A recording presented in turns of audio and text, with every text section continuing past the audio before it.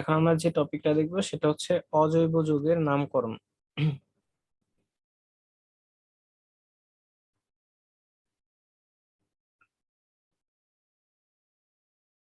আচ্ছা, প্রথমে আমাদের কিছু যৌগ সম্পর্কে ধারণা রাখতে হবে, সেটা হচ্ছে বাইনারি যৌগ কোনগুলা। বাইনারি আয়নিক যৌগ।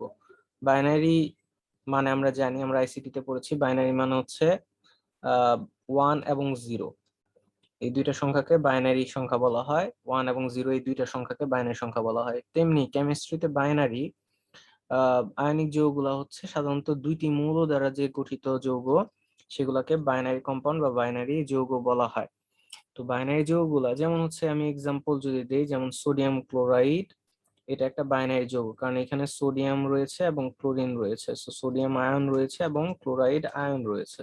সো এই ধরনের যৌগগুলার ক্ষেত্রে, অর্থাৎ বাইনারি যৌগগুলার ক্ষেত্রে এবং আয়নিক যৌগগুলার ক্ষেত্রে আমরা সাধারণত নাম কিভাবে করি, নামকরণ গুলা করি কিভাবে। নর্মালি আমাদের যে ক্যাটায়নটা থাকে, অর্থাৎ ধাতুর নাম থাকে, সেই ধাতুর নাম লিখি আমরা, যেমন হচ্ছে সোডিয়াম, এবং পরবর্তী যে অধাতুটা থাকে বা পরবর্তী যে মৌলটা থাকে তার নামের শেষে আমরা হচ্ছে প্রথম অংশের সাথে আইড যুক্ত করি। যেমন ক্লোরিনের ক্লোর সাথে আমরা যদি আইড যুক্ত করে দিই তাহলে হয়ে যায় ক্লোরাইড। সো এই যৌগটার নাম হয় ক্লোরাইড যৌগ। অর্থাৎ আয়নিক যৌগের যে আয়নিক যৌগের মধ্যে যেগুলো বাইনারি রয়েছে, অর্থাৎ দুটি মাত্র মৌল দ্বারা গঠিত যে যৌগগুলো আছে, তাদের ক্ষেত্রে প্রথমে ধাতুর নাম বলবো, পরবর্তী যে আমার ঋণাত্মক আয়নটা থাকবে তার নামের প্রথম অংশের সাথে আইড যুক্ত করে দেব। যেমন ম্যাগনেসিয়াম ক্লোরাইড, ক্যালসিয়াম ক্লোরাইড।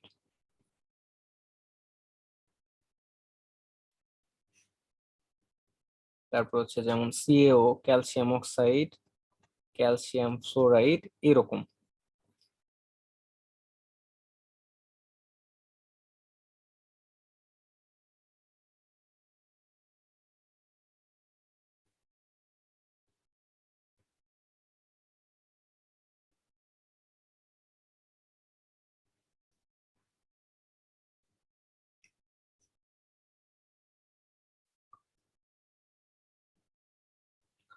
এইখান থেকে আমরা এই জিনিসটা, এই ইনফরমেশনটা মাথায় রাখতে পারি, সেটা হচ্ছে একই গ্রুপের মৌলসমূহের আয়নের চার্জ গ্রুপের সমান হয়। সেটা হচ্ছে যে ক্যাটায়ন বা ধনাত্মক আয়নের ক্ষেত্রে, ধনাত্মক আয়নের ক্ষেত্রে তাদের যে গ্রুপ সংখ্যাটা থাকে সেটাই হয় তার আয়নের চার্জ সংখ্যা। যেমন যদি আমরা খেয়াল করি যে ম্যাগনেসিয়াম, তারপর রয়েছে সোডিয়াম, রয়েছে ম্যাগনেসিয়াম, রয়েছে অ্যালুমিনিয়াম রয়েছে, এদের ক্ষেত্রে যদি আমরা চিন্তা করি, যেমন সোডিয়াম এটা 1 নাম্বার 1A গ্রুপের মৌল, ম্যাগনেসিয়াম হচ্ছে 2A গ্রুপের মৌল, অ্যালুমিনিয়াম হচ্ছে 3A গ্রুপের মৌল। সো সোডিয়ামের আয়ন হবে সোডিয়াম প্লাস আয়ন, ম্যাগনেসিয়ামের হবে ম্যাগনেসিয়াম 2+, অ্যালুমিনিয়াম হবে অ্যালুমিনিয়াম 3+। খেয়াল করলে দেখা যায় যাদের যে গ্রুপে, যে যত নম্বর গ্রুপে রয়েছে তার আয়ন তত নম্বর গ্রুপ হয়। কিছু ব্যতিক্রম দেখা যায়, সেটা হচ্ছে যেমন SN, এটা 4+ হওয়ার কথা, 4 নাম্বার গ্রুপে আছে, কিন্তু এটার SN2+ও হয়। সিমিলারলি লেড 2+ও হয়, লেড 4+ও হয়। এই জিনিসগুলো একটু মাথায় রাখলে হয়ে যাবে। আর ঋণাত্মক আয়নের ক্ষেত্রে বের করার প্রসিডিওরটা হচ্ছে একটু ভিন্ন। সেটা হচ্ছে আমরা ঋণাত্মক আয়নের ক্ষেত্রে আহ গ্রুপ সংখ্যা থেকে 8 বাদ দিব, তাহলে আমরা ঋণাত্মক আয়নের চার্জ সেটা আমরা পেয়ে যাব। যেমন সালফারের ক্ষেত্রে যদি খেয়াল করি, সালফার হচ্ছে 16, সো এটা হচ্ছে গ্রুপ নাম্বার হচ্ছে 6। সালফার হচ্ছে 6 নাম্বার গ্রুপের মৌল। সো 6 থেকে যদি আমি 8 বাদ দেই তাহলে হবে -2, তার মানে সালফারের আয়ন হয় S2-। এরকম। সিমিলারলি আমরা যদি খেয়াল করি যে ফ্লোরিন, ফ্লোরিন হচ্ছে গ্রুপ 7 এর মৌল, গ্রুপ 7 এর মৌল। সো 7 থেকে যদি আমি 8 বাদ দিই তাহলে হয় -1। দ্যাটস ওয়াই কিন্তু ফ্লোরিনের ক্ষেত্রে এর চার্জ হয় F-1। এখানে আমাদের যে চার্টটা আছে, চার্ট গুলো যদি আমরা দেখে নিই তাহলে হবে যে hydrogen, lithium, sodium, potassium, rubidium, caesium, silver, এই সবগুলো হচ্ছে গ্রুপ 1 এর মৌল। সো এদের যে আমার চার্জ গুলো হয়, এগুলার সবগুলার চার্জ হয় +1। এরপর যদি আমরা খেয়াল করি নিচের দিকে, যে ম্যাগনেসিয়াম, ক্যালসিয়াম, স্ট্রনসিয়াম,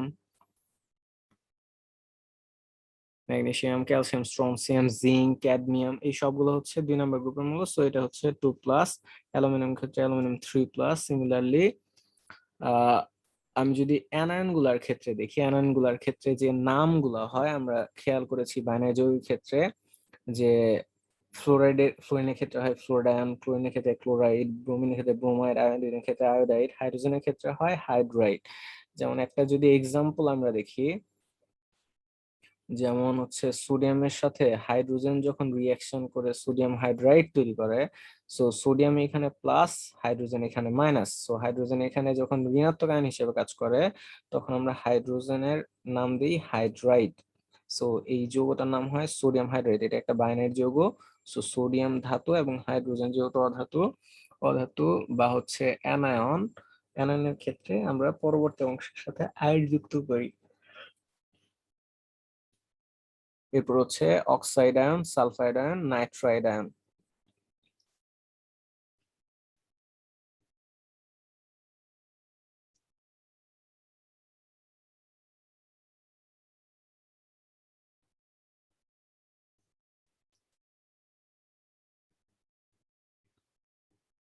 এইখান থেকে আহ, এই এই চারটা বেশ ইম্পর্টেন্ট। এই রেসপেক্টে আমরা যখন অবস্থান্তর ধাতু পড়ি তখন আমরা এখানে অবস্থান্তর ধাতু পড়ার সময় দেখেছিলাম যে অবস্থান্তর ধাতু হচ্ছে তারা যে সকল ডি ব্লক মৌলের স্থিতিশীল আয়নে, ডি ব্লক মৌল হইতে হবে অবস্থান্তর ধাতু হওয়ার জন্য, ডি ব্লক মৌলের স্থিতিশীল আয়নে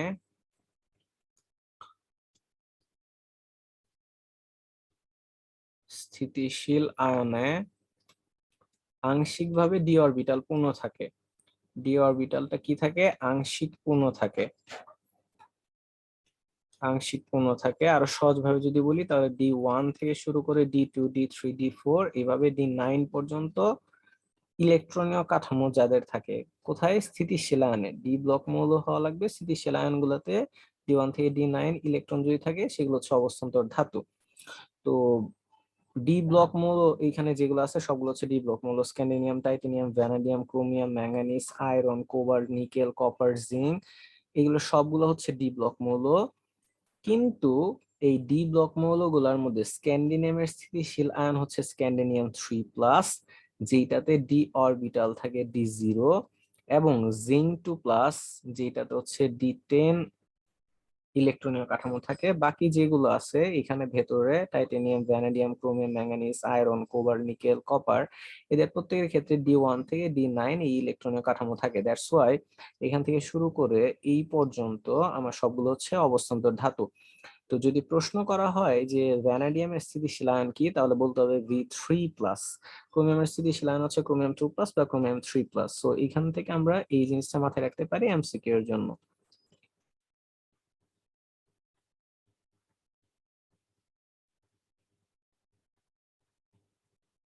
মুভ অন নেক্সট।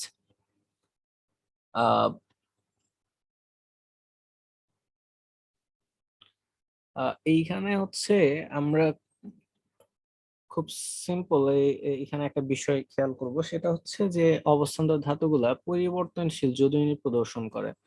অবস্থান্তর ধাতুগুলা পরিবর্তনশীল জারণ অবস্থা বা পরিবর্তনশীল যোজনী প্রদর্শন করে, এটা হচ্ছে অবস্থান্তর ধাতুর একটা বৈশিষ্ট্য, যে পরিবর্তনশীল যোজনী প্রদর্শন করে। যেমন আমরা যদি খেয়াল করে দেখি আয়রনের যোজনী অনেক সময় ব্যবহার হয় 2, আয়রনের যোজনী ব্যবহার হয় অনেক সময় 3। সো যখন কম যোজনী ব্যবহার হয় এই ধরনের যৌগগুলাকে বলা হয় ফেরাস যৌগ বা হচ্ছে আঁশ যৌগ বলা হয়। যেমন আয়রনের জন্য প্রথম অংশ হচ্ছে ফেরামের থেকে আসছে ফেরাস, আর অর্থাৎ কম যোজনী ব্যবহার হইলে ব্যবহার হয় আঁশ, আর বেশি যোজনী ব্যবহার হইলে হয় ইক। যেমন ফেরাম থেকে আসছে ফেরিক, ফেরিক। তো সিমিলারলি ক্রোমিয়ামের যোজন যখন 2 ব্যবহার হয় তখন এটাকে বলা হয় ক্রোমাস আয়ন, ক্রোমিয়ামের যোজন যখন 3 ব্যবহার হয় তখন এটাকে বলা হয় ক্রোমিক আয়ন। আয়রনের ক্ষেত্রে আমরা অলরেডি বলেছি ফেরাস আয়ন, ফেরিক আয়ন। কপারের ক্ষেত্রে কিউপ্রাস আয়ন, কিউপ্রিক আয়ন। সেই জিনিসগুলো একটু মাথায় রাখবো আমরা, এমসিকিউ এর জন্য ইম্পর্টেন্ট।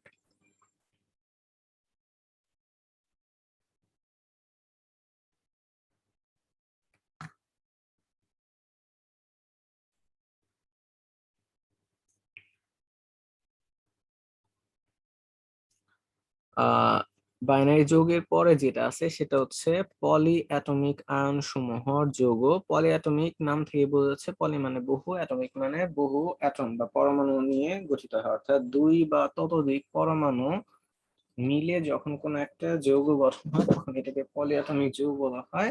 আর আয়নগুলা বলা হয় যখন দুই বা ততোধিক আহ চার্জ যুক্ত বা হচ্ছে দুই বা ততোধিক পরমাণু মিলে আয়ন তৈরি করে, তখন এটাকে পলি অ্যাটমিক আয়ন বলে। যেমন এক্সাম্পল যদি দেখি আমরা হচ্ছে NH4 আয়ন, অর্থাৎ অ্যামোনিয়াম আয়ন যেটা আছে, এখানে দেখা যাচ্ছে যে যৌগটা তৈরি হয়েছে অ্যামোনিয়া, এই যৌগটা এটার সাথে H+ আয়ন যুক্ত হয়ে আমার হচ্ছে অ্যামোনিয়াম আয়নটা হয়েছে। সো এইখানে দুইটারও বেশি পরমাণু রয়েছে, অ্যাটম রয়েছে, এই জন্য এদেরকে পলি অ্যাটমিক আয়ন বা আয়ন বলা হয়। যেমন নাইট্রেট আয়ন, NO3- আয়ন, এগুলো হচ্ছে পলিঅ্যাটমিক আয়ন বা আয়ন। তো এইগুলা থেকে আমরা কিছু জিনিস একটু মেমোরাইজ করে রাখতে হবে, যেমন NO2 এই আয়নটাকে বলা হয় নাইট্রাইট আয়ন, NO3 এটাকে বলা হয় নাইট্রেট আয়ন। একটু যদি খেয়াল করি NO2- আর একটা হচ্ছে NO3-, যেখানে অক্সিজেন কম এটাকে বলা হচ্ছে নাইট্রাইট, আর যখন একটা অক্সিজেন বেশি তখন এটাকে বলা হচ্ছে নাইট্রেট। একটা হচ্ছে নাইট্রেট আর একটা হচ্ছে নাইট্রাইট। সেগুলো একটু আমাদের মাথায় রাখতে হবে। আহ অধিকাংশ পলিঅ্যাটমিক আয়নের নামে শেষে আইড বা এট হয়, তবে কিছু ক্ষেত্র কিছু ব্যতিক্রম আছে, কিছু ব্যতিক্রম রয়েছে, যেমন হচ্ছে OH কে হাইড্রোক্সাইড বলে, CN- কে সায়ানাইড বলে, তারপর হচ্ছে O2- কে পার অক্সাইড আয়ন বলে। তো এগুলো আমরা একটু মাথায় রাখবো। এরপর অক্সিজেন যুক্ত যে আয়নগুলো রয়েছে, অক্সিজেন কম পরমাণু থাকলে লাস্টে আইড বলে, আর বেশি থাকলে এড বলে। যেমন আমরা যদি দেখি SO3 2- আর একটা হচ্ছে SO4 2-, অক্সিজেন যেখানে কম এটাকে বলা হয় সালফাইড, সিমিলারলি নাইট্রাইটের মতো। আবার হচ্ছে SO4 যেখানে অক্সিজেন বেশি এটাকে বলা হয় সালফেট, যেমন হচ্ছে NO3 নাইট্রেট।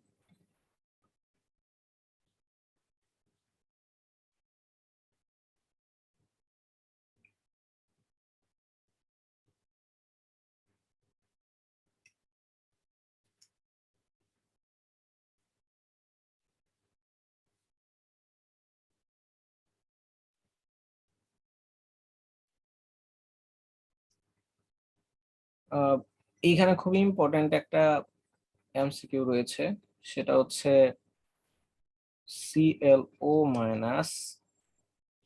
ClO2-, ClO3-, আর একটা হচ্ছে ClO4-।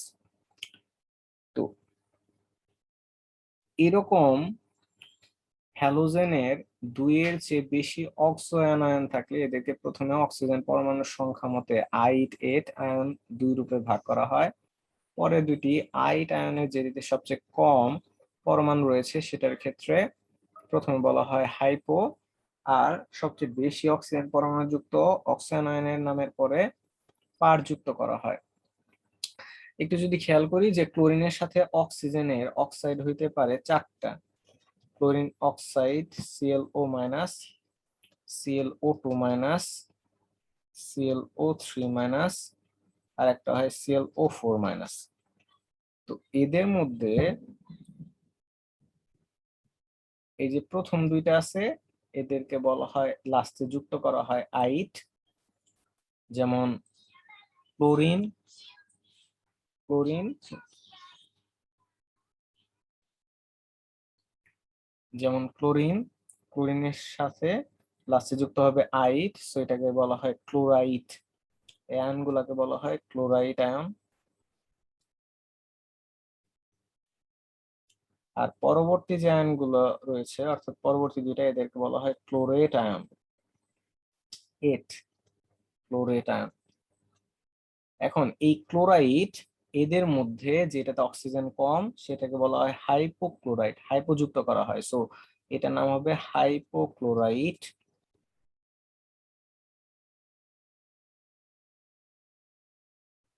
এটাকে বলা হবে হাইপোক্লোরাইট। সিএলও মাইনাস এটাকে বলা হবে হাইপোক্লোরাইট, এটাকে ক্লোরাইটই বলা হয়। আবার ক্লোরাইটের মধ্যে যেটাতে অক্সিজেন বেশি থাকে এটাকে বলা হয় পার। সো পার ক্লোরাইট। তো প্রথম কথা হচ্ছে যে ক্লোরিন বা হ্যালোজেনের সাথে অক্সিজেন গুলা যুক্ত হইতে পারে এই চার ভাবে। একটা অক্সিজেন থাকতে পারে দুইটা, তিনটা, চারটা। যদি একটা অক্সিজেন আয়ন থাকে তখন প্রথম দুইটাকে বলা হয়, একটা অক্সিজেন এবং দুইটা অক্সিজেন, প্রথম দুইটাকে বলা হয় ক্লোরাইড আয়ন এবং পরের দুইটাকে বলা হয় ক্লোরেট আয়ন। এবং ক্লোরাইড আয়নের মধ্যে যেটাতে অক্সিজেন কম থাকে এটার সামনে যুক্ত করা হয় হাইপো, সো হাইপোক্লোরাইড, পরেরটাকে ক্লোরাইড বলা হয়। আর ক্লোরেটের মধ্যে যেটাতে অক্সিজেন বেশি থাকে এটাকে বলা হয় পার, সো পার ক্লোরেট। তো এটার নাম হচ্ছে হাইপোক্লোরাইড, এটাকে ক্লোরাইড, এটাকে ক্লোরেট, এটাকে হাইপো পার ক্লোরেট। তো এদের সাথে যদি আমি একটা করে এইচ যুক্ত করি তখন এইগুলা অ্যাসিড হয়ে যায়। তখন যেমন HClO, HClO2। সো HClO এটাকে বলা হবে হাইপোক্লোরিক অ্যাসিড, এটাকে বলা হবে ক্লোরিক অ্যাসিড।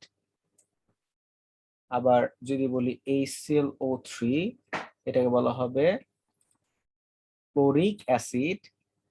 আর HClO4 এটাকে বলা হয় পারক্লোরিক অ্যাসিড। যখন অ্যাসিড হয় তখন এটাকে ক্লোরিক বলা হয়। সো HClO4 এটা আসছে এইখান থেকে hypochloric acid, HClO2 chloric acid, HClO3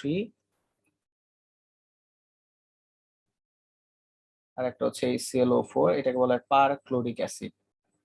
HClO3 chloric acid, HClO2 এটাকে বলা হয় chlorous acid, HClO hypochlorous acid. HClO এটাকে বলা হয় হাইপোক্লোরাস অ্যাসিড। যখন হচ্ছে অ্যাসিড হয় তখন এদেরকে বলা হয় ক্লোরাস, সো এটাকে বলা হয় হাইপোক্লোরাস অ্যাসিড, এটাকে বলা হয় ক্লোরাস অ্যাসিড।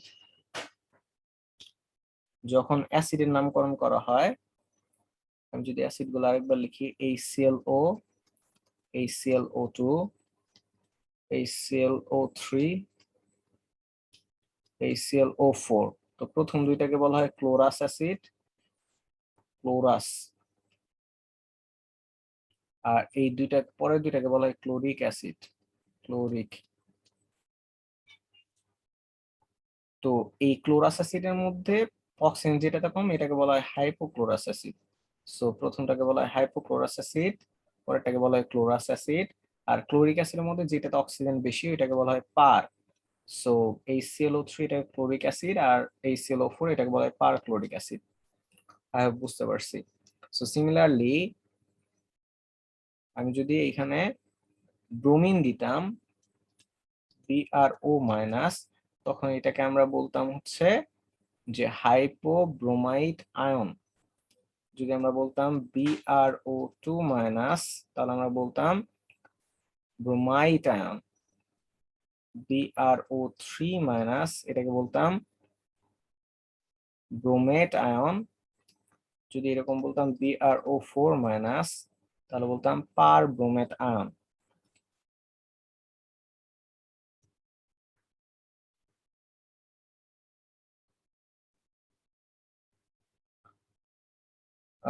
এরপরে 4 নাম্বার যে নিয়মটা রয়েছে, একই অ্যাসিড থেকে উৎপন্ন অক্সায়ানায়ন গুলো, অক্সায়ানায়ন মানে হচ্ছে যে আয়ন গুলোতে অক্সিজেন রয়েছে, একই অ্যাসিড থেকে উৎপন্ন অক্সায়ানায়ন গুলা, যেমন হচ্ছে এক্সাম্পল দেই H2SO4, এইখান থেকে যে অ্যানায়ন গুলা হবে সেটা হচ্ছে একটা H প্লাস, H প্লাস বাদ দিলে থাকবে HSO3 মাইনাস। তো এই যে অ্যানায়ন গুলা হয়, আবার HSO3 এটাকে যদি আরো ভেঙে লিখি তাহলে পাওয়া যাবে H প্লাস SO3 2 মাইনাস। তাহলে এই যে SO3 2 মাইনাস এটাকে বলা হবে সালফেট আয়ন। আর এই যে হাইড্রোজেন যুক্ত যে আয়নটা আছে এটাকে বলা হবে বাইসালফেট অথবা হাইড্রোজেন সালফেট আয়ন। সিমিলারলি আমি যদি বলি H2CO3, এটা থেকে আয়ন আসবে হচ্ছে H প্লাস এবং HCO3 মাইনাস, যেটাকে বলা হবে বাইকার্বনেট অথবা হাইড্রোজেন কার্বনেট আয়ন। আর যদি CO3 2- হয়, এটাকে আমরা বলবো কার্বনেট আয়ন। এরকম।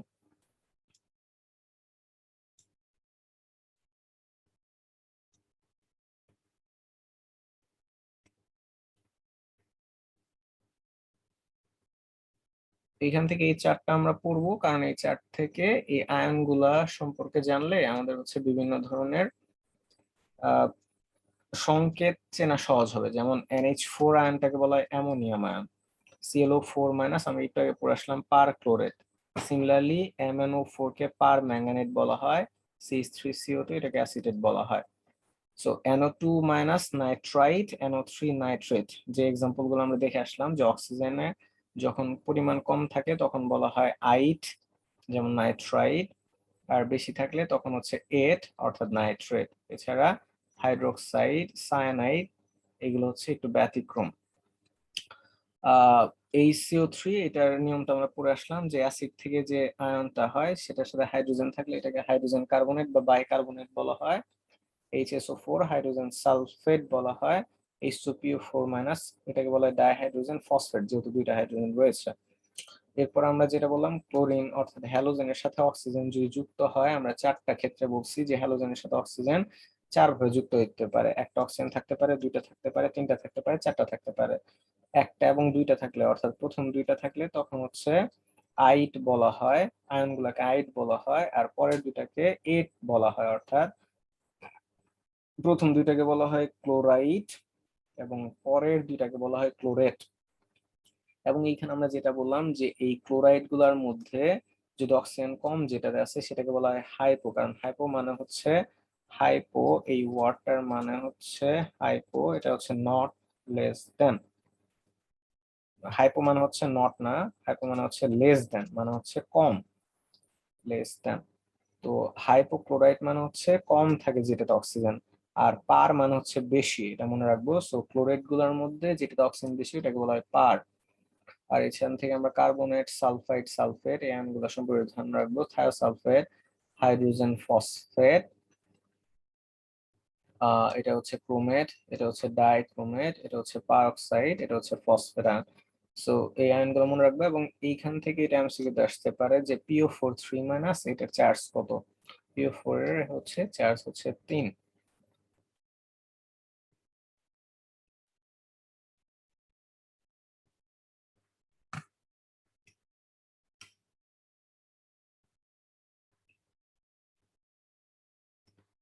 আমরা এখানে যে যেটা বলেছিলাম, যে এর আগে যেটা পড়ে আসলাম, ClO, ClO2, ClO3, ClO4, এই আয়নগুলা, এই আয়নগুলোর সাথে যদি হাইড্রোজেন যুক্ত হয় তখন আমরা হাইড্রোজেন যদি যুক্ত হয় তখন একটা করে অ্যাসিড হয়।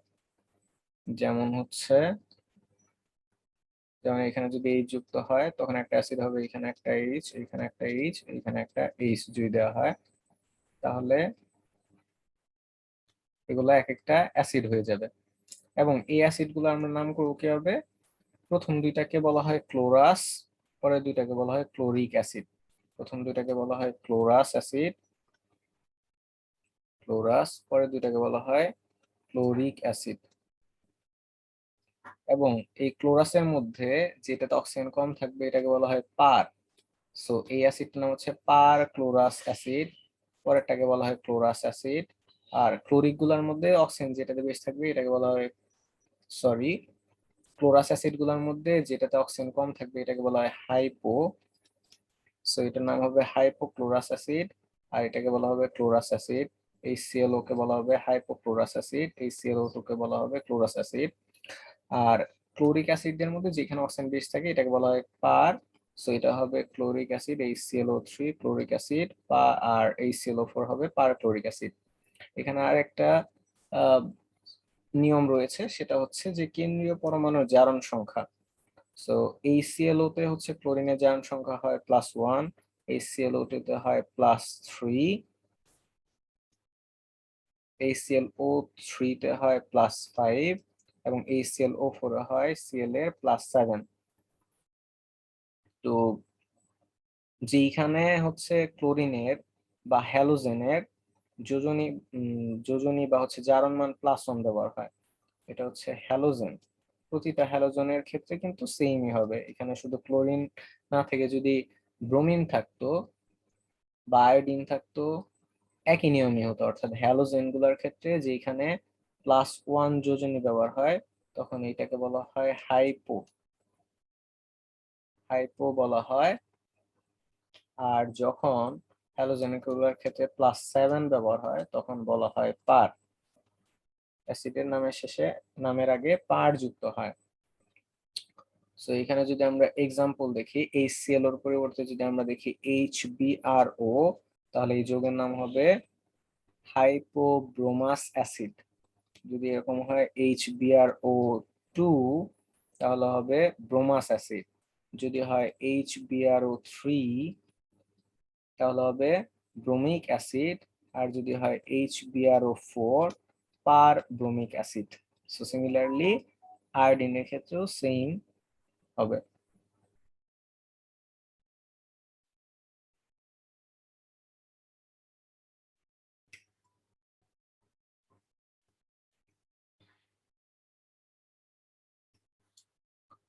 এইখানে আমাদের কিছু হাইড্রেট যৌগ দেয়া আছে। হাইড্রেট যৌগ মানে হচ্ছে যে যৌগগুলোতে হচ্ছে পানি যুক্ত থাকে, এই যৌগগুলোকে বলা হয় হাইড্রেট যৌগ। যেমন কপার সালফেট 5 অনু পানি, এটা হচ্ছে কপার 2 সালফেট পেন্টাহাইড্রেট। 5টা রয়েছে, 5 অনু, এই জন্য পেন্টা হয়েছে। যেমন ফেরাস সালফেট 7 অনু পানি আছে, এটাকে বলা হয় হেপ্টাহাইড্রেট, 7 অনু রয়েছে পানি। Iron sulphate heptahydrate. Magnesium sulphate heptahydrate. Zinc fluoride 4 তে হচ্ছে টেট্রাহাইড্রেট। 10 থাকলে এটাকে বলা হয় ডেকাহাইড্রেট। যেমন সোডিয়াম সালফেট 10 অনু পানি, ডেকাহাইড্রেট। জিঙ্ক সালফেট 7 অনু পানি, যেটাকে আমরা হেপ্টাহাইড্রেট বলি।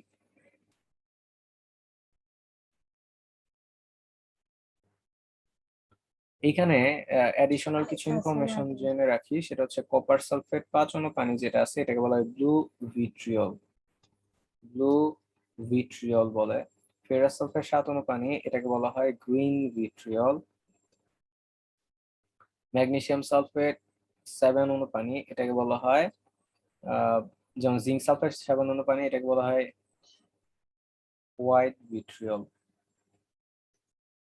সোডিয়াম সালফেট 10 অনু পানি, এটাকে বলা হয় হচ্ছে ইপসপ লবণ।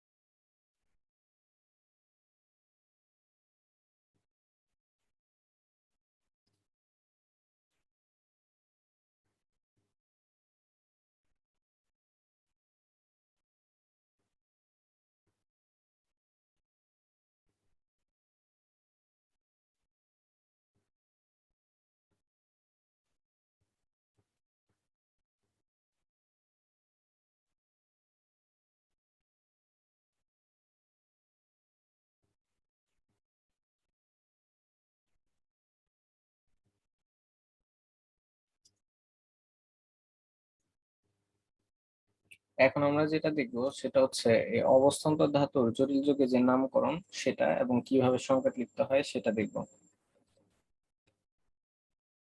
আহ এখান থেকে নিয়ম হচ্ছে জাস্ট তিনটা। একটা হচ্ছে আণবিক সংকেতে ক্যাটায়নের পর অ্যানায়ন থাকে, আর ক্যাটায়নের মোট চার্জ এবং অ্যানায়নের মোট চার্জ পরস্পর সমান থাকে।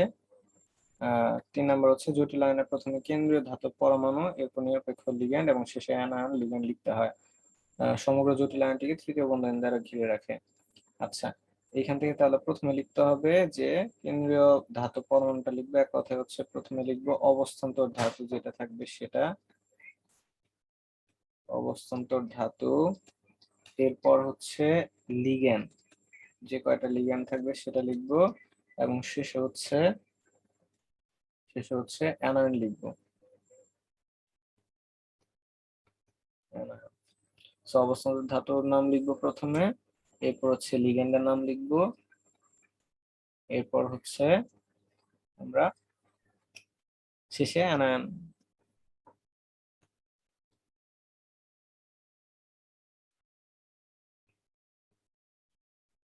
লিগ্যান্ড গুলোর মধ্যে নিরপেক্ষ লিগ্যান্ডের নাম আগে লিখবো এবং অ্যানায়ন লিগ্যান্ড যেগুলো থাকবে এগুলা শেষে লিখবো। এখানে অন্যান্য কিছু নিয়ম আছে, একবার দেখে নেই। একাধিক লিগ্যান্ড যদি থাকে সেক্ষেত্রে ইংরেজি নামের বর্ণক্রম অনুসারে এবং সংখ্যাকে ডাই টাই টেট্রা পেন্টা হেক্সা হেপ্টা এইভাবে লিখবো। যেমন কোথাও যদি থাকে, যেমন ওয়াটার, এটা থাকলে, এই লিগ্যান্ডটা থাকলে তখন এটাকে বলা হয় অ্যাকুয়া। তারপর হচ্ছে যেমন CN মাইনাস থাকলে এটাকে বলা হয় সায়ানাইড। কোন যৌগে যদি এই দুইটা আয়ন একই সাথে থাকে, দুইটা লিগ্যান্ড একই সাথে থাকে, তখন এই লিগ্যান্ড গুলোর মধ্যে প্রথমে আমরা পানি অর্থাৎ অ্যাকোয়া এটাকে আলোচনা করব, নাম দিব। অ্যাকোয়া নামটা আগে লিখবো, এরপর সায়ানাইড নামটা আগে লিখবো, কারণ ইংলিশ অ্যালফাবেট অনুযায়ী এ আগে আসে এবং সায়ানাইড সি পরে আসে। তো এই জিনিসটা এখানে বলার চেষ্টা করেছে, যেমন NH3 অ্যামিন এবং ওয়াটার এটা হচ্ছে অ্যাকোয়া, এগুলো প্রশম বা নিরপেক্ষ লিগ্যান্ড। আবার যদি ইয়েতে থাকে, যেমন অ্যামিন এটা হচ্ছে এ, আর একটা হচ্ছে AM, আর একটা হচ্ছে অ্যাকোয়া এ সিউ, AC। তো এদের ক্ষেত্রে এ মিলে গেছে, তাহলে এরপর দেখতে হবে পরের ওয়ার্ডটা সি, পরের অ্যালফাবেটটা দেখতে হবে সি এবং এম, এই দুটার মধ্যে সি যেহেতু আগে, তাহলে আমাদের প্রথম হচ্ছে অবশ্যই এই দুটা যদি থাকে অ্যামিন এবং অ্যাকোয়া থাকলে আগে অ্যাকোয়া লিখতে হবে, তারপরে অ্যামিন লিখতে হবে। এরপর লিগ্যান্ড গুলার মধ্যে যেগুলো প্রশম লিগ্যান্ড থাকে এগুলো আগে লিখতে হবে, যেমন অ্যামোনিয়া এটা হচ্ছে একটা প্রশম লিগ্যান্ড, আর সায়ানাইড এটা হচ্ছে একটা অ্যানায়ন। সো এই দুইটার মধ্যে আগে আমরা লিখবো অ্যামোনিয়া, যেটা আছে আহ, যেটা হচ্ছে অ্যামিন বলা হয়, সো অ্যামিনটা আগে লিখবো, এরপর সায়ানাইড লিখবো। আচ্ছা, এরপর যেটা আছে, সমগ্র জটিল আয়নটি ক্যাটায়ন অথবা অ্যানায়ন হতে পারে। জটিল আয়নের মোট চার্জ এর প্রকৃতি নির্ধারণ করে। জটিল আয়নটি অ্যানায়ন হলে ধাতুর নামের শেষে এট, এবং যেমন জিঙ্ক যদি থাকে জিঙ্কেট, ক্রোমিয়াম থাকলে ক্রোমেট, আয়রন থাকলে ফেরেট, এরকম। যেমন আহ এইখানে এই আয়নটার নাম কি হবে সেটা যদি আমরা দেখি, প্রথমে আমরা লিখবো হচ্ছে আহ এইখানে লিগ্যান্ড যেটা থাকবে সেটা নাম লিখবো, এবং লিগ্যান্ড যে কয়টা থাকবে তার সংখ্যাটা লিখতে হবে। যেমন এখানে লিগ্যান্ড হচ্ছে সায়ানাইড এবং এখানে লিগ্যান্ড আছে 6টা, সো হেক্সা সায়ানো। লিগ্যান্ডের নাম, নামগুলো আমরা যদি একটু পরে দেখবো একটা চার্ট, যে সায়ানাইড থাকলে এটাকে বলা হয় সায়ানো, সায়ানাইড আয়ন থাকলে এটাকে বলা হবে সায়ানো। তো হেক্সা সায়ানো আয়রন যেহেতু রয়েছে এখানে ফেরাম, আর নেগেটিভ যেহেতু এই জন্য লাস্টে যুক্ত হবে এট, সো এটাকে বলা হবে হেক্সা সায়ানো ফেরেট আয়ন। সিমিলারলি এইখানে অ্যামোনিয়ার জন্য বলা হয় অ্যামিন, আর ক্লোরিনের জন্য বলা হয় ক্লোরো। তো এখানে যেহেতু দুইটা আমার হচ্ছে লিগ্যান্ড আছে, তাই অ্যামিনের শুরু হয় এ দিয়ে আর ক্লোরিনের শুরু হয় সি দিয়ে। তো এই দুইটা লিগ্যান্ডের মধ্যে প্রথমে আগে অ্যামিন বলতে হবে, তারপরে ক্লোরিন বলতে হবে। সো এখানে আছে আমার অ্যামিন, আর এখানে ক্লোরিন আছে 5টা, সো নাম হবে অ্যামিন পেন্টাক্লোরো। আর এইখানে আমার যে আছে প্লাটিনাম, আর যেহেতু নেগেটিভ আয়ন, সো প্লাটিনামের শেষে যুক্ত হবে ate, so platinate ion, ammine pentachloro platinate ion.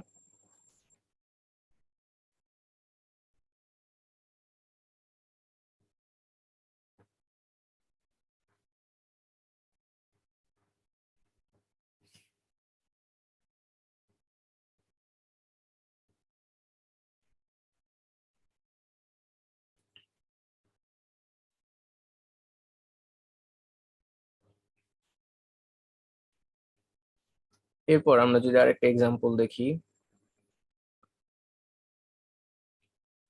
যেমন জটিল আয়নের, যেমন এইখানে আমাদের যে যৌগটা রয়েছে এখানে লিগ্যান্ড হচ্ছে আমার অ্যামিন এবং এখানে আমার আছে ক্লোরিন।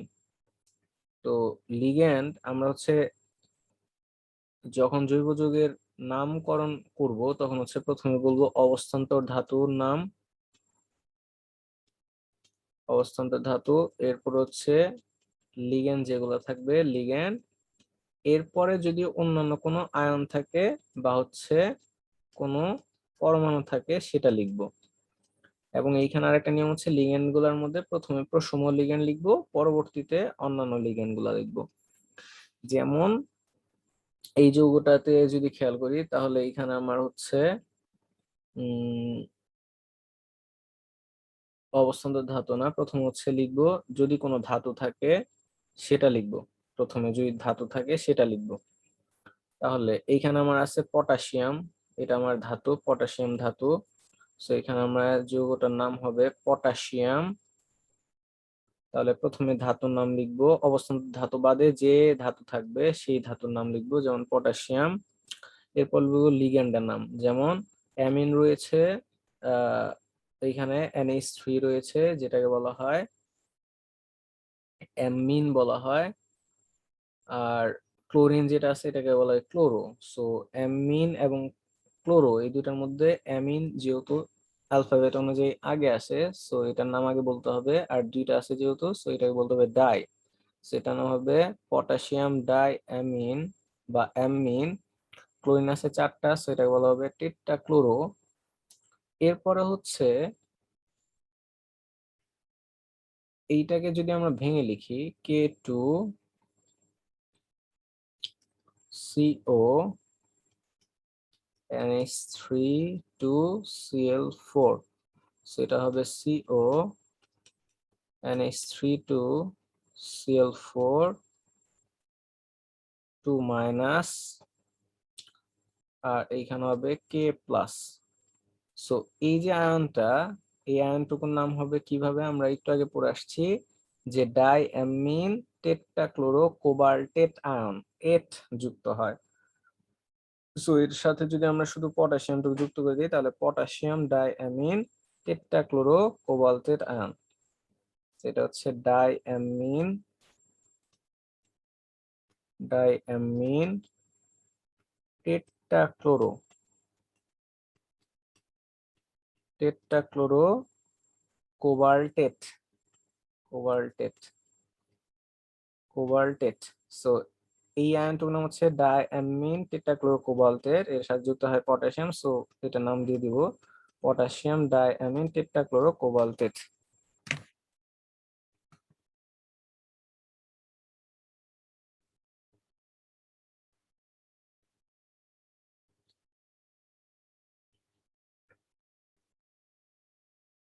সো আমরা যেটা বলতেছিলাম যে আমাদের যে লিগ্যান্ড গুলো রয়েছে এই লিগ্যান্ড গুলোর ক্ষেত্রে এইগুলো হচ্ছে নিরপেক্ষ লিগ্যান্ড, যেমন পানি, অ্যামোনিয়া, CONO। এবং এই লিগ্যান্ড গুলোর নাম হয় পানির জন্য অ্যাকোয়া, অ্যামিনের জন্য অ্যামিন, সিওর জন্য কার্বনিল, এনোর জন্য নাইট্রোসিল। আর অ্যানায়ন অ্যানায়ন লিগ্যান্ড যেগুলো রয়েছে এগুলো হচ্ছে fluorine, chlorine, bromine, iodine, hydroxyl, cyanide. এইগুলার জন্য লিগ্যান্ডের নাম হয় chloro, fluoro, bromo, chloro, fluoro, bromo, iodo, OH এর জন্য হাইড্রোক্সো, CN এর জন্য সায়ানো হয়। আর যদি কোনো ধাতব আয়ন থাকে নেগেটিভ হিসেবে তখন এদের নামের শেষে এর যুক্ত হয়। যদি ক্যাটায়ন হিসেবে থাকে তখন ডিরেক্টলি আমরা নাম বলি, যেমন একটু আগে যেটা আমরা বলছি যে K2CO NH3 2Cl4, এটার ক্ষেত্রে আমরা পটাশিয়াম যেহেতু এখানে পজিটিভ আয়ন হিসেবে কাজ করছে, সো আমরা পটাশিয়ামকে পটাশিয়াম বলেছি। বাট যদি আমাদের এটা নেগেটিভ আয়ন হিসেবে কাজ করে কখনো, ঋণাত্মক আয়ন হিসেবে, তখন আমরা এটার লাস্টে যুক্ত করে দেব এট। যেমন আয়রনের ক্ষেত্রে বলে ফেরেট, কপারের ক্ষেত্রে কিউপ্রেট, লেডের ক্ষেত্রে প্লাম্বেট, সিলভারের ক্ষেত্রে আর্জেন্টেট, গোল্ডের ক্ষেত্রে অরেট, টিনের ক্ষেত্রে স্ট্যানেট। এগুলো একটু আমরা মাথায় রাখবো, এই চারটা মাথায় রাখতে হবে। এখন হচ্ছে আমরা কিছু এক্সাম্পল দেখি তাহলে হবে। যেমন এইখানে প্রথমে আমরা কি লিখবো, প্রথমে আমরা বলছে যে যদি কোনো ধাতু থাকে, অবস্থান্তর ধাতু বাদে অন্য কোনো ধাতু থাকে তাহলে ওই ধাতু লিখবো। এরপর হচ্ছে লিগ্যান্ড, এরপর হচ্ছে অবস্থান্তর ধাতু, এরপর হচ্ছে অন্যান্য যদি কোনো আয়ন থাকে সেটা, অন্যান্য যদি কোনো আয়ন থাকে বা অন্য কোনো পরমাণু থাকে আমরা সেটা লিখব। যেমন এইখানে যদি আমরা খেয়াল করি যে Cu NH3 4 সালফেট, সো এই নিয়ম অনুযায়ী এখানে Cu হচ্ছে অবস্থান্তর ধাতু, NH3 হচ্ছে লিগ্যান্ড, সালফেট হচ্ছে অন্যান্য আয়ন। সো এখানে অন্য কোনো ধাতু নাই, তাহলে আমাদের প্রথমে কি করতে হবে, লিগ্যান্ডের নাম লিখতে হবে। সো এখানে লিগ্যান্ড কি, NH3, যেটাকে আমরা কি বলি, অ্যামিন বলি। কয়টা আছে, 4টা। সো 4-এর জন্য কি বলবো, টেট্রা, টেট্রা, টেট্রা অ্যামিন। আর এখানে আছে কপার, সো কপার। আর এখানে আমার যোজনী ব্যবহার হচ্ছে 2, সো কপার, এই যোজনীটাকে ব্র্যাকেটে লিখে দিব। আর অন্যান্য অংশ আছে কি, সালফেট, সো সালফেট। সো এই যৌগের নাম হচ্ছে কি, টেট্রামিন কপার সালফেট। এটা কি ইচ্ছা করলে টেট্রামিন কিউপ্রিক সালফেটও বলা যায়। সিমিলারলি এইখানে যদি বলি হেক্সাঅ্যামিন কোবাল্ট ক্লোরাইড, এরপর যদি আমরা বলি ডাইঅ্যামিন সিলভার ক্লোরাইড, এইভাবে জৈব যৌগের নামকরণ করা হয়।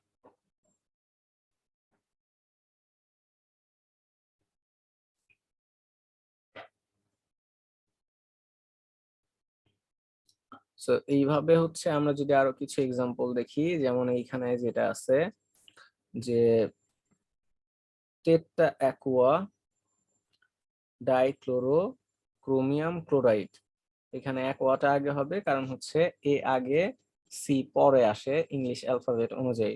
সো এটার নাম কি হবে, এটার নাম হবে triammine cobalt chloride, hexaammine cobalt chloride. এটার নাম কি হবে, triaqua trichloro chromium chloride, sorry triaqua, এখানে একটা ক্লোরাইড হবে, ট্রাইঅ্যাকুয়া ট্রাইক্লোরো ক্রোমিয়াম ক্লোরাইড। তো এই ছিল জৈব যৌগের জৈব যৌগ না, সরি অজৈব যৌগের নামকরণ।